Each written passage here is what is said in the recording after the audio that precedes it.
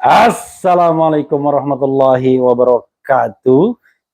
Sobat RH sekalian, jumpa lagi kita di channel yang keren ini. Keren cadas ya. Ya, sobat RH sekalian, ada berita menarik ya dari Anies Baswedan. Ini sebenarnya pernyataan yang biasa saja, cuma kalau dikeluarkan oleh pemimpin, wah bahagia sekali kita. Karena pernyataan inilah yang sesungguhnya yang harus dikeluarkan oleh seorang pemimpin. Jadi Anies mengatakan, kalau orang mengkritik ya tak perlu dilaporkan. Waduh, kalau pemimpin kita kayak begini, selesailah sebagian hidup kita. Terutama sebagian hidup YouTuber dan aktivis ya. Yang kita tahu bahwa ya kita hidup dari denyut dinamika demokrasi. Salah satunya adalah kebebasan berpendapat, mengeluarkan pendapat baik secara lisan dan tulisan ya. Coba kita bacakan dan nanti kita ulas ya. Ini tentu bukan basa-basi karena saya senang dengan yang begini. Kalau masih ada demokrasi, masih ada kebebasan berpendapat, maka sesungguhnya masih ada harapan bagi kita untuk memperjuangkan hal-hal lainnya. Keadilan ekonomi, keadilan politik, dan lain sebagainya. Tapi kalau kebebasan berpendapat sudah tidak ada lagi, kalau kita berbeda pendapat dengan pemerintah dikatakan menyebarkan hoax dan lain sebagainya, maka kita tidak punya harapan untuk memperbaiki negeri ini. False, terus terang ya. Karena hanya bisa dilakukan perbaikan kalau ada ruang demokratisasi. Kalau tidak ada ruang demokratisasi, ya berat. Nah, mudah-mudahan ruang demokratisasinya itu makin dan makin bertambah besar atau lebar. Kita bacakan ya, sahabat sekalian. Viral, Anies Baswedan sebut orang kritik tak perlu dilaporkan, nyindir kelakuan relawan Jokowi, .. Saya tidak ambil judul itu, tapi saya hanya ingin kita sama-sama belajar dan memberikan pembelajaran. Viral, Anies Baswedan menyatakan bahwa seseorang yang memberikan kritik tak perlu mendapatkan ancaman, apalagi pelaporan kepada pihak berwajib di Indonesia. Dalam video tersebut terlihat bakal calon presiden dari koalisi perubahan itu mengungkit bahwa dirinya pernah mendapatkan kritik selama menjadi ketua dari Senat Mahasiswa. Waktu itu saya ketua Senat, kemudian ada yang menentang Senat Mahasiswa, tidak setuju dengan adanya Senat Mahasiswa, lalu apa yang terjadi? Debat. Ungkapnya seperti yang dilansir dari video yang diunggah Eko Boy itu pada Jumat. Ia mengungkit bahwa kritik tak perlu menjadi batasan dalam melakukan silaturahmi. Buktinya adalah ia bahkan berteman dengan sosok yang mengkritiknya tersebut. Akhirnya ia mengatakan bahwa dengan ini kritik tak perlu dilaporkan. Hal ini muncul setelah ramainya pelaporan terhadap sosok dari Rocky Gerung. Ucapan Anies terlihat seperti sindiran yang diberikan untuk sejumlah relawan dari Presiden Joko Widodo alias Jokowi.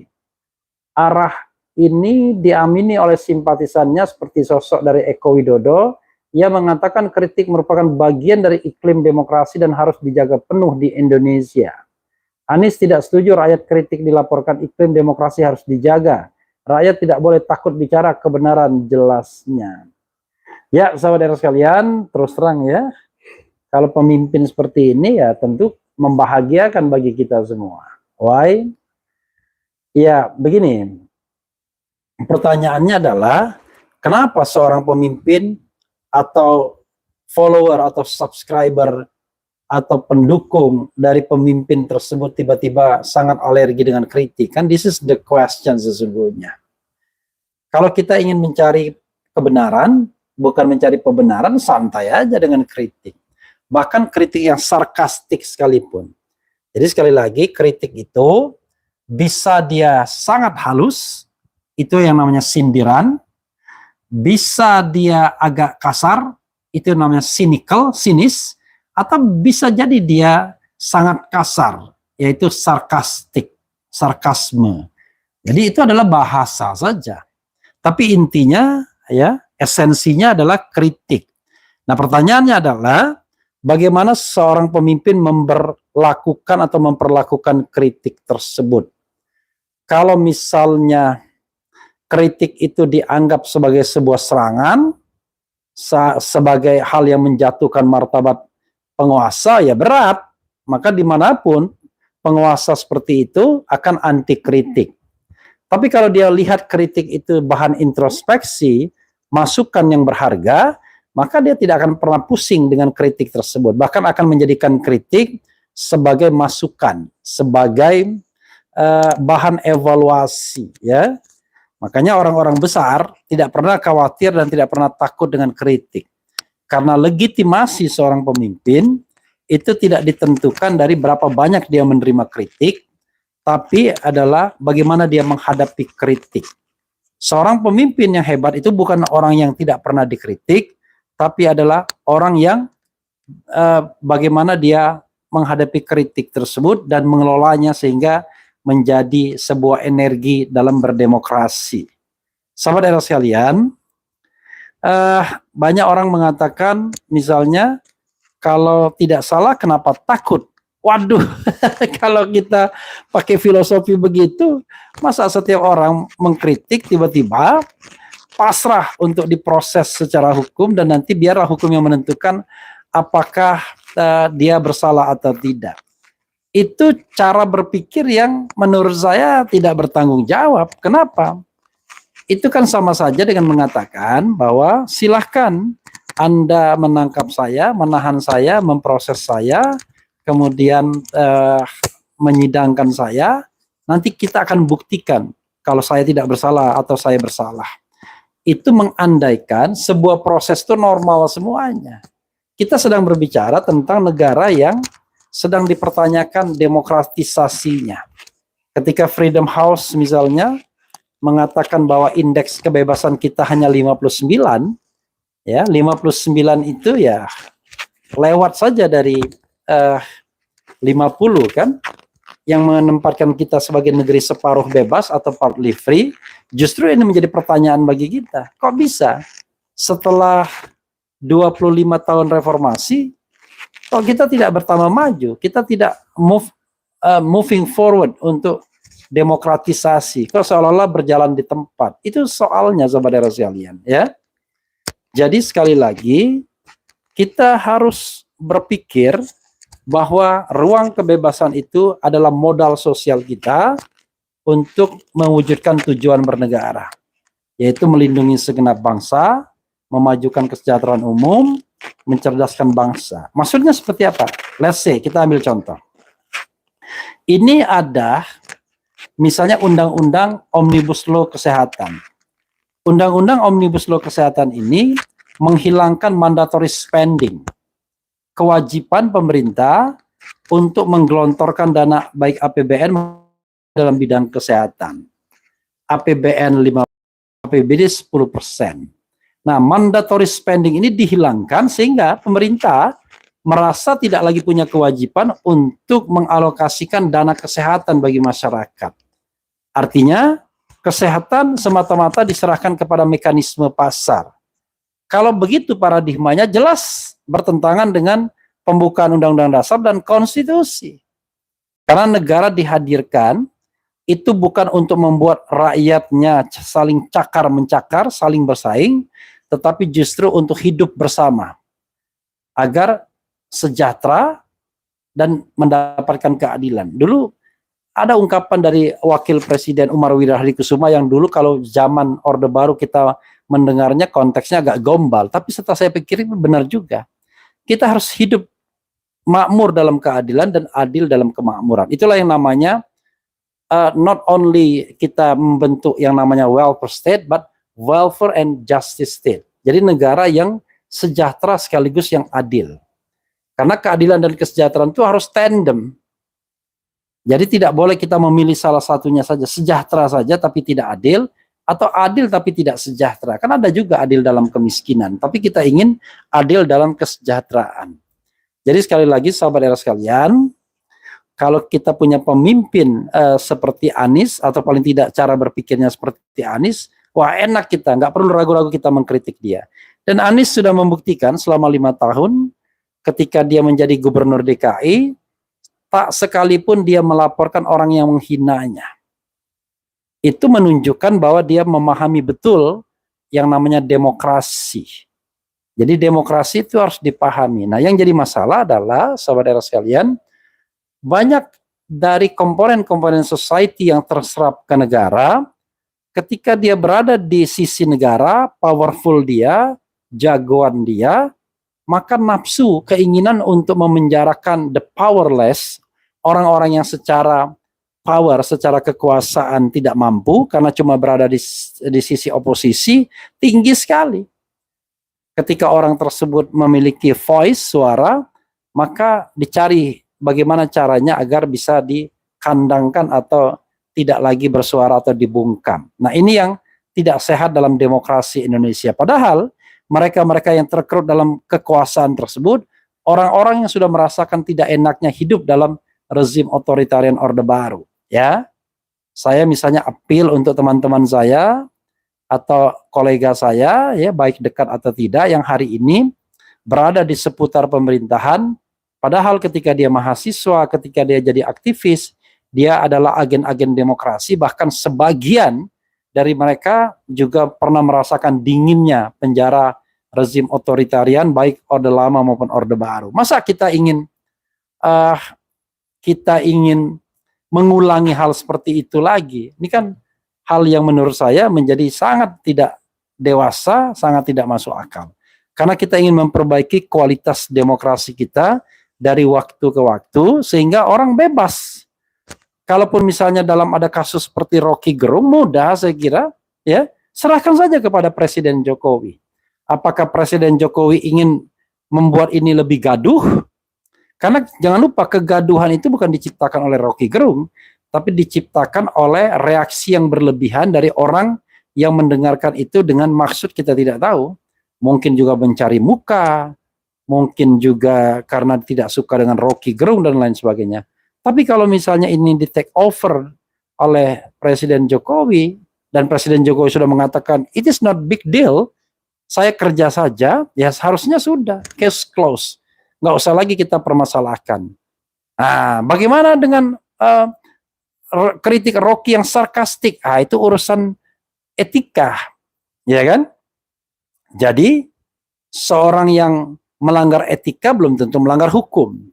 Kemarin saya berdiskusi, ya kebetulan dengan seorang aktivis yang berlatar belakang agama, dia mengatakan, kalau kita sholat, yang namanya aurat laki-laki itu kan cuma perut sampai dengkul saja. Jadi kalau misalnya orang sholat tertutup di atas pusar sampai dengkul, itu sudah sah. Tetapi kalau dia ke masjid hanya pakai pakaian begitu doang, ya kan, sholatnya sah, tidak melanggar hukum sholat, tetapi dipandang tidak etis. Jadi antara etika dan hukum tidak selalu sejalan dan sebangun.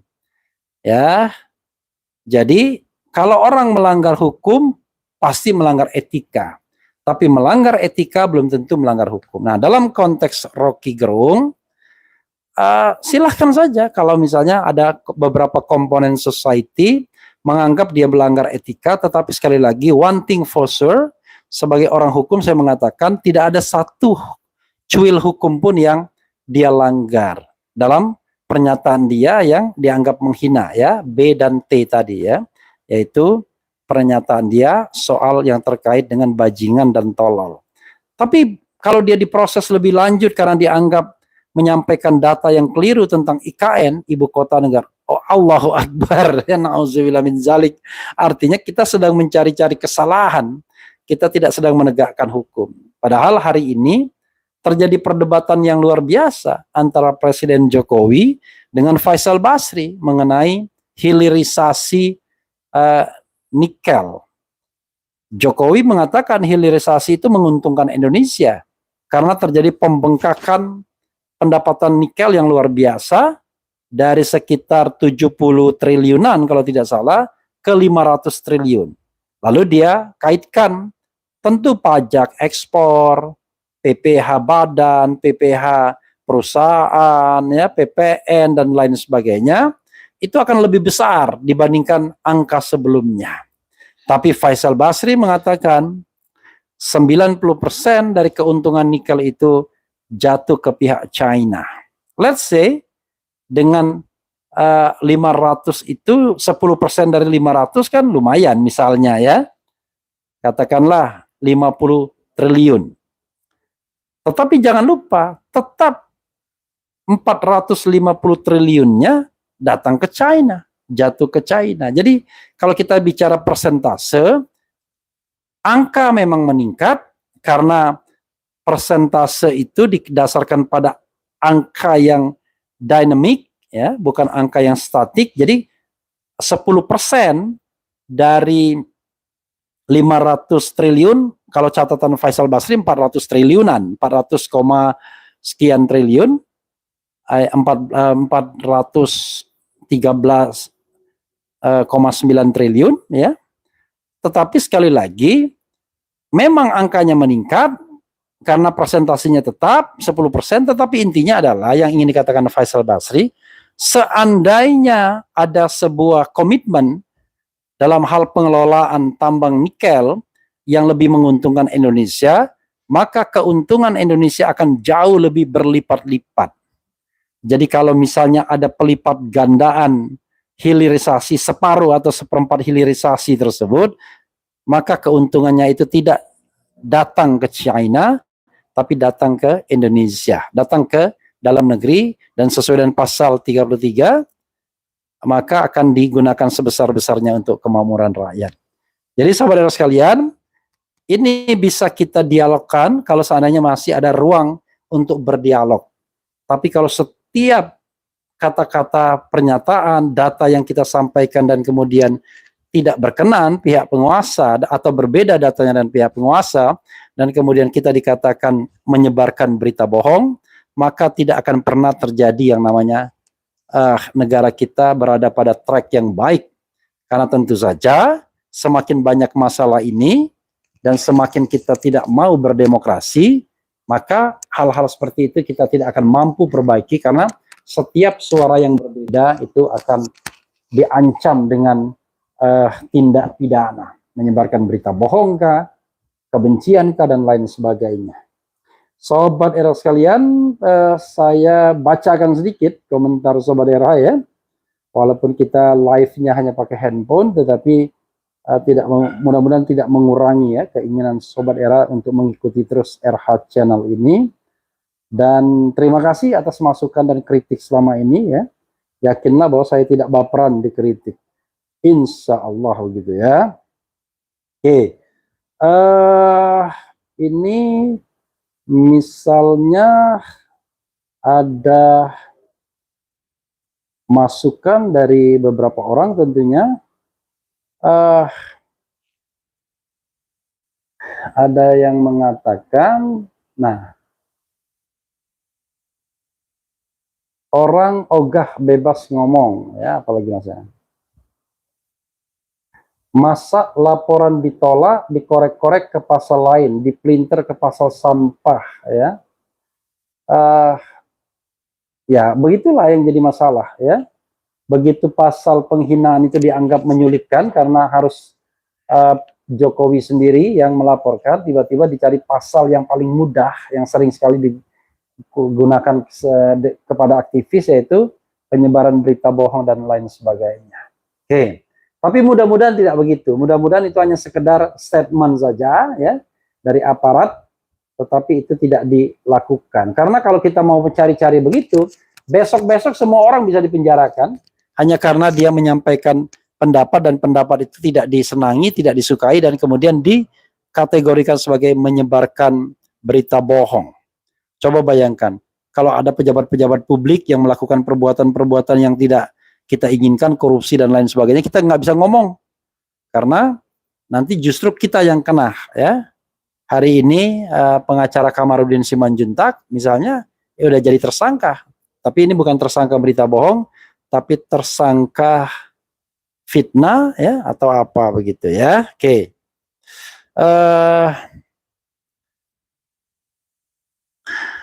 Kemudian Bung RH, menurut Bung RH, apakah rezim saat ini sudah tegak lurus menjalankan konstitusi dan kira-kira berapa persen yang dijalankan? Kalau sudah tegak lurus menjalankan konstitusi, maka tugas kita sudah selesai, tidak perlu kita mengkritik lagi. Jadi yang ingin saya katakan adalah setiap kepemimpinan itu selalu saja ada plus dan minusnya. Kita bisa menunjuk hal apa yang belum dikerjakan SBY, hal apa yang belum dikerjakan Jokowi. Jadi saya kira tidak semua hal melanggar konstitusi, tetapi pelanggaran-pelanggaran konstitusi itu sungguh ada dan nyata ya. Misalnya ya pelanggaran terhadap pasal 34. Bumi, air, dan kekayaan alam yang terkandung di dalamnya dikuasai negara dan digunakan atau dimanfaatkan sebesar-besarnya untuk kemakmuran rakyat, itu adalah pasal yang sampai sekarang tidak jadi atau belum menjadi pemandu dalam mengelola sumber daya alam misalnya. Belum lagi kalau kita bicara tentang pasal pemilu, pemilu yang jujur dan adil, kita bicara tentang macam-macam ya, kita bicara tentang the right to information, kita bicara tentang freedom of expression dan lain sebagainya, tentu masih ada persoalan di sana yang justru harus kita urun rembuk ikut menjaga dan memecahkannya kalau memang itu sebuah masalah yang memang harus dipecahkan. Sobat era sekalian, itu saja. Wassalamualaikum warahmatullahi wabarakatuh. Ciao.